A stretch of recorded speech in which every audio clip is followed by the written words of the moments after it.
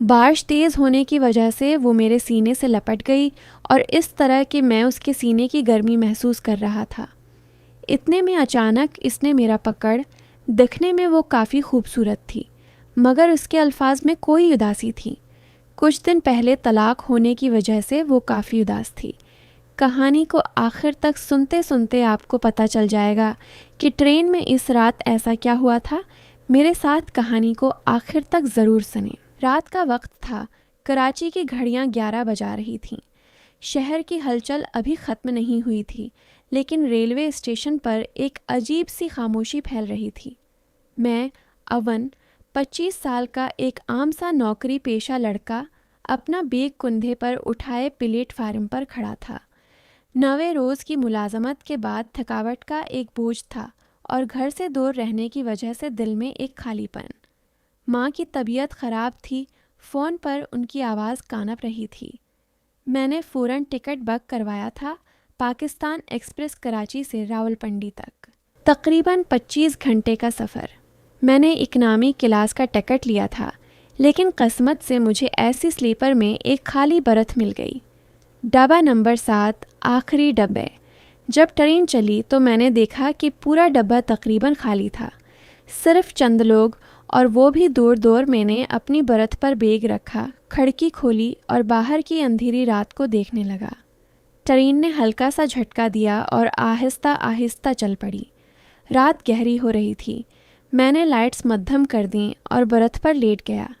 नींद नहीं आ रही थी। ज़हीन में माँ की तस्वीर, नौकरी की तनाव और वो तन्हाई जो हमेशा मेरे साथ रहती थी।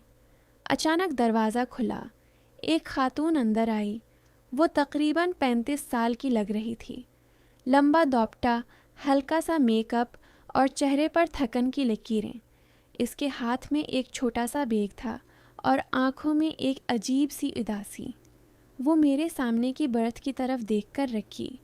ये बर्थ खाली है ना? इसकी आवाज़ नरम थी, थकी हुई। जी हाँ, खाली है, मैंने उठकर कहा और एक तरफ हो गया। वो आहिस्ता से बैठ गई। शुक्रिया। इसने बैग रखा, दोपट्टा दरस्त किया और खिड़की की तरफ देखने लगी।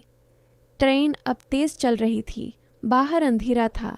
सिर्फ बिजली के खंभों की रोशनियां तेज़ी से गुजर रही थीं। खामोशी छाई हुई। मैंने सोचा शायद वो बात नहीं करना चाहती, लेकिन चंद मिनट बाद वो बोली, आप कहाँ जा रहे हैं? मैंने कहा, रावलपिंडी। माँ की तबीयत ख़राब है, देखने जा रहा हूँ। वो खामोश रही, फिर बोली, मैं भी रावलपिंडी जा रही हूँ, अपने भाई के पास। इसके लहजे में एक राज था। मैंने पूछा, आप ठीक तो हैं? वो मुस्कुराई, मगर मुस्कुराहट आंखों तक नहीं पहुँची। ठीक हूँ, बस। कभी कभी इंसान ठीक होते हुए भी ठीक नहीं होता। ट्रेन ने एक झटका दिया। लाइट्स मध्यम हो गईं। बाहर बारिश शुरू हो गई थी। शीशे पर कतरे गिर रहे थे। वो खातून जिसका नाम बाद में पता चला कि अमारा था, इसने अपनी शाल ओढ़ी और बर्थ पर बैठ गई। मैंने देखा इसके हाथ कांप रहे थे। ठंड लग रही है? मैंने पूछा। उसने सर हिलाया। बहुत। मैंने अपनी जैकेट उतारी और उसे आगे बढ़ाई। ये ओढ़ लें। वो हैरान हुई, फिर उसने शुक्रिया अदा किया, लेकिन आपको ठंड लग जाएगी। मैं ठीक हूँ। इसने जैकेट ओढ़ी। इसकी खुशबू आई, हल्की सी गुलाब की। दिल में एक अजीब सी गर्मी फैल गई। मेरी शादी हुई थी 3 साल पहले, मगर अब नहीं रही। इसकी आवाज़ लर्ज रही थी। तलाक? हाँ। वो खामोश हो गई। मैंने कभी नहीं सोचा था कि ज़िंदगी इस तरह पलट जाएगी। मैंने कहा, ज़िंदगी अजीब है। कभी कभी वो हमें वो दे देती है जो हम चाहते नहीं। वो मेरी तरफ देखती रही। तुम बहुत समझदार हो, अवन। रात आगे बढ़ रही थी। ट्रेन हिल रही थी। बारिश तेज़ हो गई थी। वो थक गई थी। अगर मैं थोड़ी देर सर टिका लूँ तो? मैंने फ़ौरन कहा, आराम करें। वो आहिस्ता से मेरी तरफ बढ़ी, सर मेरे कंधे पर रख दिया। इसके बाल मेरे गले को छू रहे थे। मेरी सांस रुक गई। इसकी सांस गर्म थी और दिल की धड़कन तेज़। मैंने खुद को संभाला। वो सो गई। मैं उसे देखता रहा। इसका चेहरा नर्म, थका हुआ, मगर खूबसूरत। एक ऐसी खूबसूरती जो दर्द से मजीन थी। रात के 2 बजे थे। ट्रेन एक स्टेशन पर रखी। बारिश अभी भी तेज थी। अमारा जागी। उसने सर उठाया, मुझे देखा और शर्म से मुस्कुराई। सूरी, कोई बात नहीं। वो उठी, बाहर देखा।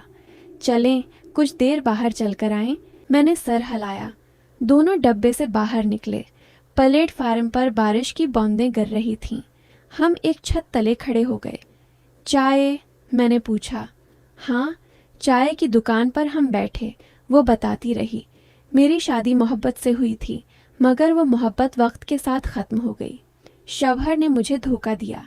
मैंने बर्दाश्त किया, मगर एक दिन मैं टूट गई। इसकी आंखें नम हो गईं। मैंने उसका हाथ पकड़ा। आप अकेली नहीं हैं।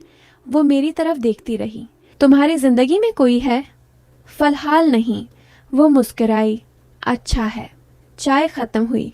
हम वापस डब्बे में आए। अब वो मेरे करीब बैठी थी।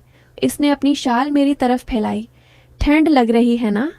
मैंने हल्के से सर हिलाया। शाल दोनों पर थी।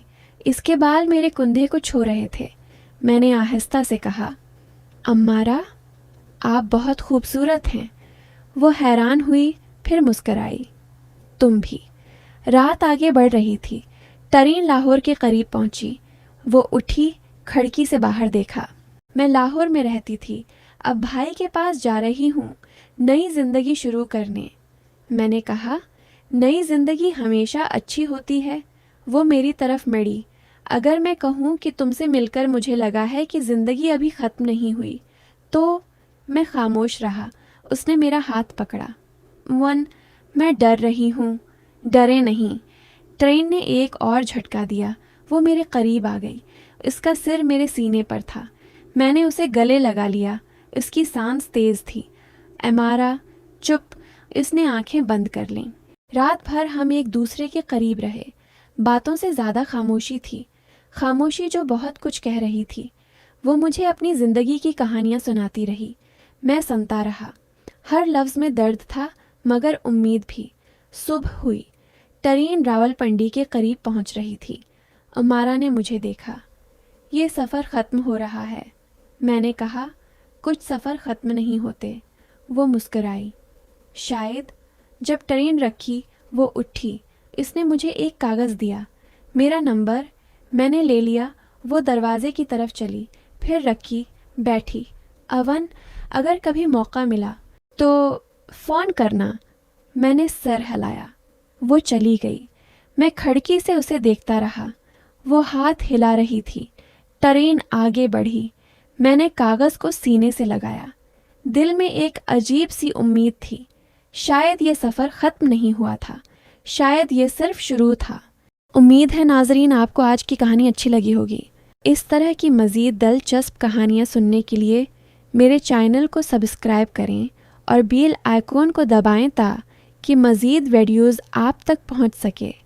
अब मुझे इजाज़त दें। शुक्रिया।